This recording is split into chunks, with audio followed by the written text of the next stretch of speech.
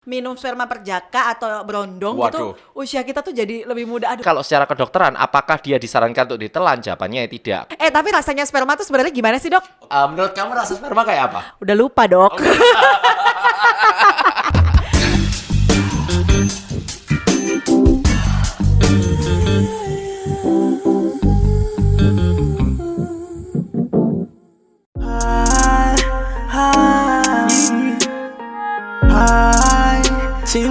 Oke, balik lagi di Intim di episode yang kesekian dan masih bersama saya Gadis Wetrianto dan juga Dr. Daniel membahas tentang semua yang berhubungan dengan seks supaya kita semua jadi teredukasi tentang seks. Begitu ya, Dok ya? Seks itu bukan sesuatu yang tabu tapi pendidikan. Seks itu bukan sesuatu yang tabu tetapi dibutuhkan. Iya.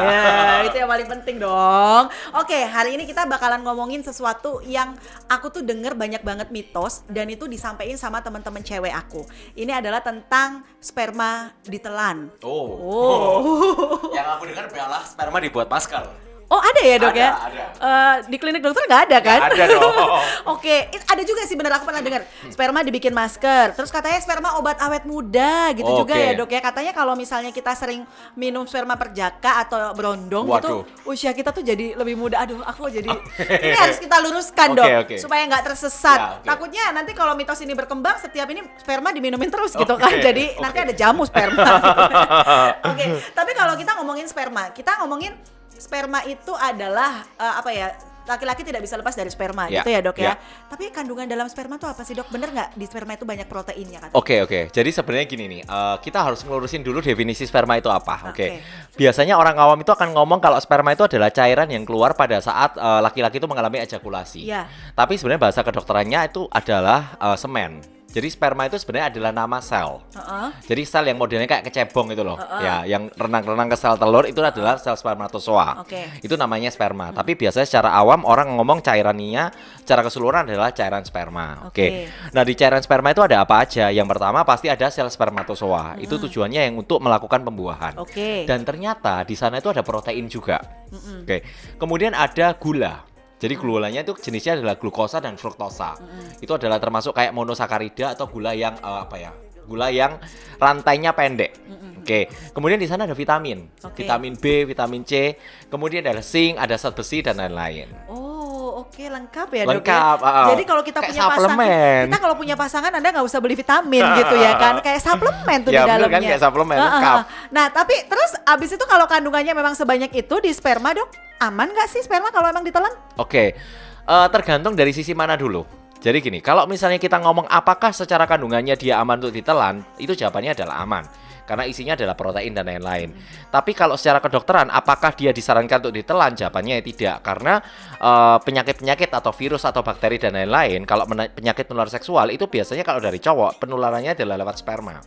Kalau kamu telan sperma, berarti kamu menelan sak virus, sak bakterinya juga. Berarti bukan di bawah ya, karena bakterinya malah di tenggorokan nanti bisa-bisa. Jadi nanti takutnya malah kalau misalnya nih kita ngomong nih orangnya mengalami sifilis atau gonore gitu kan ya. Ternyata spermanya ditelan gitu kan. Ya otomatis akan terjadi perpindahan dari virus sama bakteri itu ke mulut yang menelan. Akhirnya mulutnya kena juga gitu ya, Dok ya? Orangnya juga akan kena juga gitu. Itulah makanya beberapa waktu yang lalu aku sempat baca artikel nih, Dok. Jadi kayak di mulutnya gaya seorang banget lo baca artikel. Nganggur banget, Dok. Sebenarnya males ya, bukan gua banget. Nganggur banget ceritanya nih. Jadi ada seorang cewek gitu, Dok. Dia tuh kayak penyakit apa ya, Dok ya? Kayak dia tuh di mulutnya itu kayak muncul tiba-tiba kayak merah-merah terus herpes gitu, Dok. Kata dokternya periksa katanya itu bukan herpes biasa, katanya itu didapat dari penyakit kelamin. Tapi kok bisa ke mulut? Ternyata ini ya, Dok ya. Oral seks ya. Jadi sebenarnya herpes itu ada dua macam, herpes tipe 1 dan tipe 2. Kalau herpes tipe 1 itu penularannya lewat kulit. Jadi kelamin ke atas. Jadi anggapannya kayak bagian kelamin ke atas. Nah, itu herpes tipe 1. Herpes tipe 2 itu adalah yang bagian bawah nih, biasanya di daerah kelamin.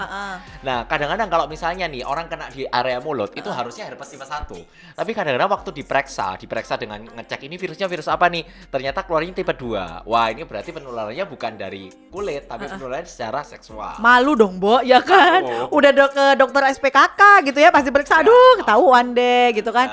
Tapi gimana, Dok, ini sebelum kita ngomongin tentang penelan sperma ya, ini perlu juga edukasi untuk teman-teman yang nonton. Kalau kita sifilis tadi dokter bilang. Ya. Sifilis tuh ciri-cirinya seperti apa dok yang bisa kita lihat dengan kasat mata? Sebenarnya bisa tahu mungkin ininya sendiri sih. Sifilis sebenarnya penyakit yang paling sering terjadi itu adalah gonore dan sifilis. Oke. Kalau gonore itu lebih kelihatan, jadi dia lebih akut. Artinya kalau misalnya seorang cowok kena gonore, itu biasanya waktu dia pagi hari itu di dalam celana dalamnya itu ada kayak semacam sperma yang tercecer gitu lah ya. Jadi ada kayak semacam spermanya keluar sendiri waktu pagi hari. Oh iya. Jadi ada kayak semacam ejakulatnya yang keluar. Oke. Kemudian dia akan merasa nyeri pada ujung penisnya. Oke, itu disebut dengan gonore atau raja singa. Oke. Kalau sifilis ini lebih rumit lagi karena biasanya dia tidak terdeteksi dalam waktu beberapa bulan. Jadi nanti tahu-tahu tiba-tiba dia udah nyebar kemana-mana. Jadi gejala sifilis itu nggak kayak gonore yang cuma pada kelamin aja, tapi bisa menyerang kemana-mana. Aku pernah punya kasus di mana pasiennya itu malah rambutnya rontok, mukanya kerasa kayak kejambak-jambak. Sifilis juga menyerang ke sistem saraf. Waduh. Jadi sifilis itu ada 4 stadium. Stadium pertama adalah pada kelamin, stadium kedua adalah pada kulit, muncul kayak semacam ruam-ruam. Stadium 3, stadium 4 ini bisa menyerang saraf dan bahkan bisa juga menyerang ke jantung. Bisa menyebabkan kematian ya berarti. Yes, benar. Itu kalau gonore itu dari penularan seksual juga kah dok? Iya, gonore juga penularan seksual. Oh, sifilis juga? Sama. Ya udah deh, nggak usah ngomongin itu dok. Aku langsung serem nih. Kita ngomongin sperma aja deh. Okay. Dok, ada yang bilang kalau sperma ditelan bikin hamil, bener nggak? Enggak dong. Makanya tadi kayak aku sempat guyonan sama kamu nih. Yang nelen bibir mana dulu? Bibir atas atau bibir bawah? Kalau yang nelen bibir atas nggak ada hubungannya dong. Karena di bibir atas nggak ada sel telur. Karena sperma itu bisa menimbulkan kehamilan kalau dia ketemu sama sel telur. Tapi kalau yang nelen bibir bawah ya bisa dong. Oke. Ya semoga audiensnya ngerti ya. Iya. Bibir bawah yang mana pasti tahu lah gimana sih. Ya. Tapi ngomong-ngomong bener nggak sih dok, katanya gini, banyak orang yang bilang kamu kalau sering nelan sperma, kamu pasti akan bagus proteinmu karena di dalam sperma kandungan proteinnya tuh bagus banget. Gimana? Oke, jadi gini, sebenarnya di dalam sperma memang kandungannya bagus, ada proteinnya. Ada semacam zat yang namanya spermin. Kamu tadi kan ngomong katanya sperma bisa untuk anti aging.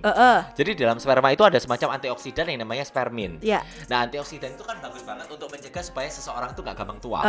Tapi dosisnya itu tidak besar. Jadi tidak akan signifikan manfaatnya untuk kesehatan tubuh kamu. Kecuali ditelan sehari 3 kali ya kan? Juga kali.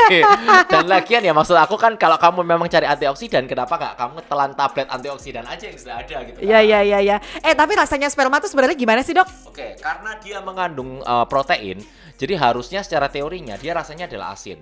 Oke. Tapi kalau secara teori juga di sana juga ada yang namanya gulanya. Jadi rasanya itu mungkin setiap orang akan bervariasi.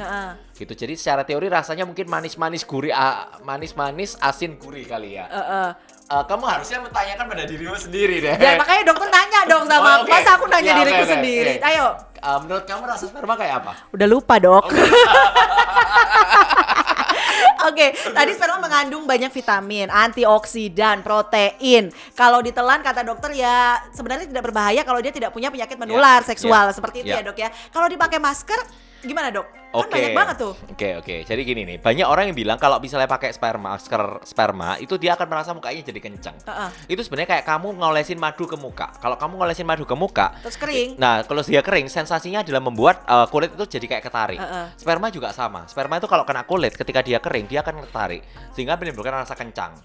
Itu yang menyebabkan orang bilang, oh ini ternyata bikin kulit jadi kencang. Kemudian mungkin orang-orang kan warganet udah pinter, netizen udah pinter ngetik-ngetik keluarnya spermin antioksidan. Akhirnya disambung-sambungin. Tapi sekali lagi aku bilang itu nggak cocok untuk dosisnya tidak segitunya tinggi untuk kesehatan kulit kamu gitu loh. Dan kemudian karena di sana ada protein, maka ada resiko terjadi alergi. Oh iya gitu. Benar. Kalau protein susu nggak cocok kan? Iya, protein susu bisa alergi juga kan. Semua protein bisa bikin alergi. Tapi apakah sperma itu di semua laki-laki rasanya sama dok? Satu rasa? Oke. Kan nggak mungkin aku nyobain semua kan? Oke. Nah, pertanyaan yang sama aku kembalikan ke kamu. Kan tadi udah dijawab, udah lupa dong. Abis ini offline langsung ya kita ngobrol. Oke. Jadi sebenarnya gini sih, rasa spermanya setiap orang itu menurut teori tidak sama, gitu kan. Bahkan ada beberapa orang yang bilang memang tidak ada jurnal penelitiannya karena tidak semua hal bisa diteliti ya. Maksudnya kalau rasa itu adalah sesuatu yang objektif, sesuatu yang subjektif. Dan sesuatu yang subjektif itu nggak bisa diukur. Maksudnya gini, nasi padang itu enak atau tidak? Menurut kamu enak, menurut aku nggak enak. Itu subjektif dan itu nggak bisa dimasukkan dalam sesuatu yang jurnal penelitian yang resmi gitu loh. Tapi ada yang bilang ketika kita makan sesuatu itu akan merubah rasa sperma kita. Contohnya ketika kamu mengkonsumsi alkohol, kamu narkoba dan lain-lain, itu spermanya jadi pahit. Kemudian kalau kamu sering mengkonsumsi seperti lemon, nanas, lemon grass dan lain-lain, itu katanya akan bikin spermanya jadi lebih manis. Dan itu yang bilang banyak sih. Dan maksudnya yang bilang tuh orang-orang yang memang pernah ngerasain. Oke, jadi cowoknya disuruh minum alkohol hari ini, besok suruh makan lemon gitu ya? Mungkin ya, supaya dia nggak bosen kali ya. Atau besoknya sama dokter, besoknya ganti siapa gitu kali ya. Oke, jadi intinya kita ngomongin sperma ditelan tuh nggak akan bisa buat hamil nih ya, tapi Anda harus hati-hati. Pastikan pasangan Anda itu bersih, karena kalau dia punya penyakit seksual menular, ini bisa terjadi Anda kena juga gitu kan ya. Satu, terus kemudian yang kedua, ada yang mengatakan kalau sperma bikin awet muda, no. Ya kan? Itu sama klinik kecantikan aja. Ke klinik kecantikan aja. Ke Fasena ya kan, itu yang paling benar tuh. Jadi kalau mau cantik kayak ala-ala Korea ke Fasena, bukan pakai sperma gitu ya. Oke, semoga yang kita kasih hari ini bisa memberikan sebuah sex education yang oke banget buat kalian. Bisa kita belajar sex education dengan fun gitu ya Dok ya. Kita ketemu lagi di episode selanjutnya barengan Intim. Ada saya Gadis Fitrianto dan juga Dr. Daniel I. Bye.